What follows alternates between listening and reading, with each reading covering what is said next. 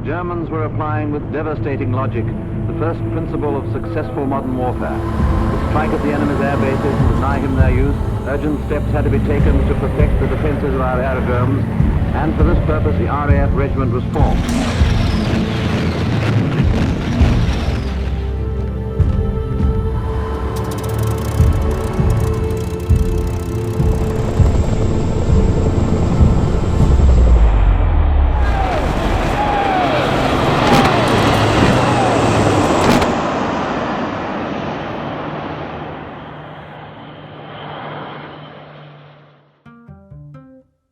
So I'm Squadron Leader Matt Shuttler. I currently work here at RAF Honington in Force Protection Concepts. But in 2001 I was a corporal. I'd just left 2 Squadron RAF Regiment and I was working here on the pre-parachute selection course.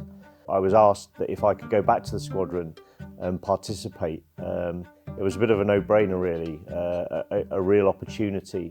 So the preparation phase was relatively straightforward. We'd been deployed on a lot of operations in the couple of years previously. We'd spent a good deal of time in the Middle East, on Op Bolton, and the previous year we'd just returned from Kosovo. The difference with this one was parachuting places a severe limitation on the amount of logistics that can support you. So we literally had to take all of our operational kit and everything that we were going to survive with in the kit that we were going to parachute with. The Squadron Commander, Squadron Commander Pound, gave us a briefing. The Ops Officer gave us a briefing on what to expect in country as he just recovered from there in the planning phase. And that night then we secured all of our kit. We only had the uniform that we stood up in. We got some sleep and we rose early. Again, refitted parachutes and emplaned on the 3 C-130s that were on Wide Awake Airfield at Ascension. The DZ in the country was relatively small, so it needed several passes over it, and also there was some effects that they wanted to achieve with the aircraft prior to us leaving it. So there was a little bit of flying around to create some noise in and around the Freetown area.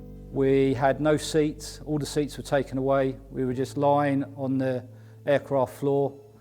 So we went back out to sea and came back in. I remember seeing the first chalk go out and I was the number 1 of the second chalk that was going to be dispatched. So that meant I was called into the door with the door open. Once we've got out the aircraft, we're then looking down on the ground, getting ready to container, etc. See an abundance of trees, which was quite unusual for a drop zone to have anything on it. In the UK it'd be nice flat ground, but in Yongrove it was all little 6-foot trees interspersed, but there was enough room. The red light came on, we were still over the sea. Shortly afterwards we crossed the beach, you could see local people looking up at the plane. Left the aircraft, the weather was really good, a pretty short descent from 800 feet down onto the ground, and then we recovered from there.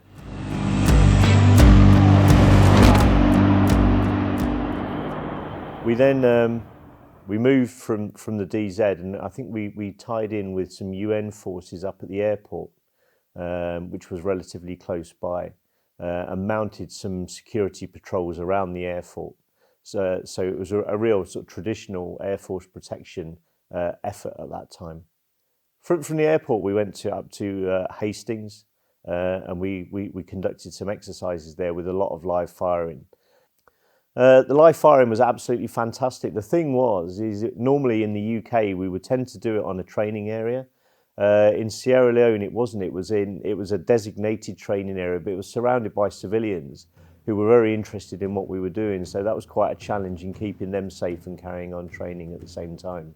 And one thing that stands out for me in particular was when we were doing some decent training and we received the message that we had to move to a new mortar line, not realising that the mortar line was in fact in the back of someone's garden. Now, a range recce had been done, so obviously it was safe. However, though, we had to warn the locals that we'd be firing these things called 81mm mortars, and they'd be quite loud. So just that they were ready for when that occasion took place.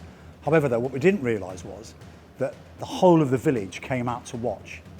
And when the section commander gave the order to fire, as soon as the first round went off, pandemonium broke out. And all the locals were screaming, thinking that we were being attacked. So that was something new for me. So we were straight into the thick of it. We jumped in, went straight into a jungle harbour, and then cracked on with the training. So for me, that's one of the things that stands out. It's probably one of the most exciting things that I've done in my 36-year career to date. Afterwards, we went up into the jungle and spent some time up in the jungle at an area called Gooma Dam. Quite strategically important because it's the freshwater water supply for Freetown. We did quite a lot of training up there in jungle tactics. And in the way that all good operations and exercises end, is we had a little bit of downtime at the end. And the beaches in that part of West Africa are absolutely fantastic. We managed to get down to a beautiful beach and have a barbecue before recovering back to the harbour. It seems like such a short period of time now, but I think we spent about between 2 and 3 weeks on the ground doing some really intensive but highly valuable training. Not only did it advance military skills, it bonded people together and gave them a real sense of purpose. It was an exercise or an operation like no other that really went on at the time, and I think there was a good degree of scepticism about its title as an operation. But today, the Defence Integrated Review has told us that we should do more of this stuff. We should project forward into parts of the world to show our support for them, to show the capabilities that the United Kingdom has, and to exercise in operational theatres, and that's exactly what we did back in 2001. So while there has been more high intensity stuff that's gone on since then, it's a really fond place in my memory of all the things that I've done.